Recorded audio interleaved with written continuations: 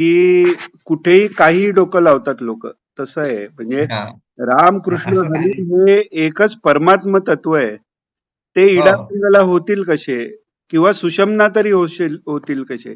नाड्यांच्या नाही, पलीकडचं ते परमात्म तत्व आहे. हो. हल्ली काय त्यामुळे ते इनिशियलाइज ते करण्याकरता 3 नंबर केले. ते 3 नंबर आणि ही नावं 3 म्हणून ते एकत्र लावायचा हा शुद्ध म्हणजे फालतूगिरी आहे. त्यात काय अर्थ नाहीये. इडा म्हणजे हा. पण पिंगला म्हणजे कृष्ण असा अजिबात म्हणजे फारच चुकीची गोष्ट आहे. तुम्ही म्हणजे त्यांनी असं इनिशियलाइज जर असतं करण्याकरता वापर. नाही मूर्खपणा आहे. म्हणजे लोकांची दिशाभूल या असल्या लोकांमुळे होते. त्याच्यापेक्षा अध्यात्म सांगू नये. हे आता साधी हा. गोष्ट. जर राम म्हणजे इडा नाडी असती, तर राम नामाने मुक्ती कशी मिळेल? प्राण इदेतच नाही, जाईल सारखा. नाडी नाडी नाही म्हणत ते. त्या तुमच्या शरीरातली नाडी ही उद्दीपित किंवा इनिशियलाइज होते, आपण ज्याला म्हणतो मग ना, राम तसं. राम म्हणून फक्त इडा नाडी उद्दीपित झाली, हं. तर अंगात उष्णता निर्माण होईल. हं, बरोबर. खूपच येणार नाही. हं.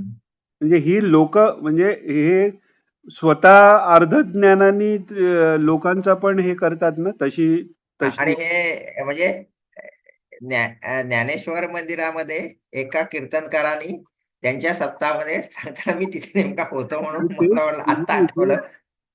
ही म्हटलं विचारूया काय आहे ते. खूप खूप दिशाभूल होते या असल्या अर्धवट. असं पण म्हणतील ना मग इडा पिंगला सुषमना कशाला मग सत्व रजतम राम म्हटलं तर सत्वगुण वाढतो कारण राम सात्विक होता. कृष्ण म्हटलं तर रजोगुण वाढतो कारण कृष्ण रजोगुणी होता. असं पण म्हणतील लोक. हा मूर्खपणा आहे. हं. शुद्ध मूर्खपणा आहे. ईश्वराचं नाव आहे ते मुक्तीला हं. कारक आहे. त्यांनी इडा किंवा पिंगला कशा ऍक्टिव्हेट होतील? रामकृष्ण म्हणजे म्हणे हरी हा मंत्र कसा आला? हे गोविंदगिरीजी स्वामींनी सांगितलं की हं. मूळ उपनिषदातला जो मंत्र आहे तो हरे राम राम राम हरे हरे हरे कृष्ण कृष्ण कृष्ण हरे हरे आहे. आता अच्छा, आपले अच्छा. संत दयाळू म्हणून त्याचा शॉर्ट फॉर्म की त्या पूर्ण मंत्रात ईश्वराची म्हणजे भगवान विष्णूंची 3 नावं आलेली आहेत. राम, कृष्ण आणि हरी. तर हं. त्यामुळे रामकृष्ण हरी म्हटल्यावर तो पूर्ण मंत्र मिळाल्याचं हे मिळावं म्हणून त्यांनी तो छोटा केलाय.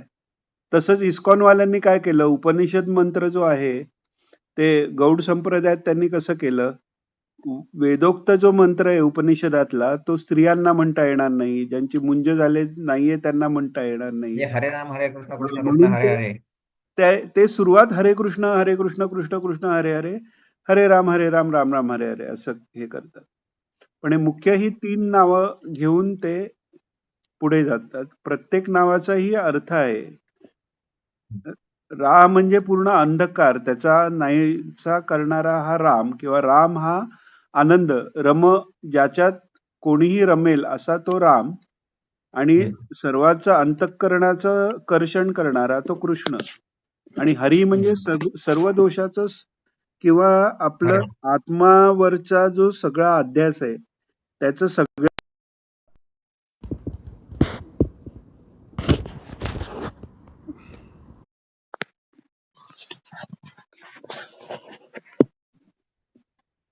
असं तो म्हणजे सगळ्याचं हरण करणारा असं तो हरी. चित्ताचं हरण, मनाचं हरण, बुद्धीचं हरण म्हणजे समाधी अवस्था त्यांनी प्राप्त होते. अच्छा. हं, हं. असं बरं झालं विचारलं ते मनात. नाही खूप म्हणजे खूप हे लोक म्हणजे आता मी नाव घेत नाही पण असेच म्हणजे खूप फेमस प्रवचनकार त्यांचं मी ज्ञानेश्वरीचं पुस्तक वाचत होतो आणि त्याच्यात काही संदर्भ त्याच्यात आचार्यांना कळलंय ज्ञानेश्वरांना कळलं नाही असे उल्लेख आहेत आणि त्याच्याबद्दल महाराजांनी म्हटलेलं आहे की असं ज्यांना म्हटलंय की आचार्यांना कळलं ज्ञानेश्वर किंवा आचार्यांना नीट कळलं नाही ते ज्ञानेश्वरांनी सांगितलं तर म्हणाले भाष्यकार ते वाट पुसतो असं ज्ञानेश्वर माऊली स्वतः म्हणतात. भाष्यकार म्हणजे शंकराचार्य आणि आपण म्हणजे आचार्यांना कळलंय किंवा कळलं नाही आणि ज्ञानेश्वरांना कळलंय म्हटल्यावर याचा अर्थ एकच आहे, यांनाच काही कळलं नाहीये ज्ञानेश्वरीतलं. आणि फार मोठ्या साधकांच्या बाबतीत आहेत. म्हणजे ते मग मी गोडसे काकांना आधी सांगितलं, तरी पण ते म्हणाले, "तू ते बाकीचं पण वाचून काढ." मग पुढे असा उल्लेख सापडला, की मी मग तो काकांना दाखवला. तर ते म्हणाले, "अरे, हे एकदमच भयंकर आहे," म्हणे, "खूपच दिशाभूल आहे." आणि होतं काय, 99% योग्य सांगत असलेल्या माणसाचं कुठे 1% जर चुकलं, तर ते कोणाच्या लक्षात पण येत नाही. पण त्यांनी मोठा बुद्धिभेद होऊ शकतो. म्हणून कोणाचंही ऐकताना शक्यतो महाराजांचं हे सोडून कुठे काही आपण हे करायला जाऊच नाही. त्या बेसवरच राहावं आपण. म्हणजे आत्ताच्या ह्याच्यात तसं बघायला गेलं तर प्रेमानंद महाराजांचं ऐकावं किंवा गोविंदगिरीजींचं ऐकावं. जे म्हणजे गोविंदगिरीजींचं शास्त्र अभ्यास करून आहे आणि प्रेमानंद स्वामींचं त्यांचं भक्तीने त्यांना तो ज्ञानाचा लाभ झालेला आहे. ते सोडून मग बाकी ह्याच्यात म्हणजे तेवढं कोणी माहिती नाही की ऑथेंटिक 100% बरोबर असेल. कुठेतरी काहीतरी गडबड होते त्यांची, असं होतं. बरोबर. प्रल्हादाची जेव्हा तत्वज्ञानाची अवस्था होई तेव्हा तो सोहम स्थिती